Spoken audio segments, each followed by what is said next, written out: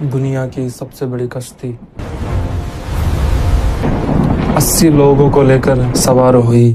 یہ بات ہے دور نوح علیہ السلام کی، جب نوح علیہ السلام ایک قوم میں بھیجے گئے اور نوح علیہ السلام نے اپنی قوم کو ایمان لانے کی دعوت دی، پر ان کی قوم کی بدقسمتی وہ نوح علیہ السلام کے کہنے پر باز نہ آئی اور بلکہ ان کا مذاق اڑاتی رہی۔ پھر نوح علیہ السلام نے اینڈ میں کہا کہ میرا کام تھا تم کو ایمان کی دعوت دینا، پر تم اس پر بجا نہ آئے اور اب تمہارا کام ہے ایمان لانا جو تم نہ لائے۔ تو پھر انہوں نے اپنی قوم کو عذاب سے ڈرایا، تو ان کی قوم اتنی نافرمان تھی کہ وہ عذاب کا بھی مذاق اڑانے لگی اور انہوں نے کہا کہ کیسا عذاب، کیا عذاب؟ تو نوح علیہ السلام نے دعا کی اور کہا اللہ سے کہ یہ اب تمہارے عذاب کا بھی مذاق اڑاتی ہے۔ تو اللہ نے پھر ایک سب سے بڑی کشتی بنانے کا حکم دیا۔ نوح علیہ السلام اپنے ساتھیوں کے ساتھ ایک کشتی بنانے لگے اور ان کی قوم ان کا مذاق اڑاتی رہی۔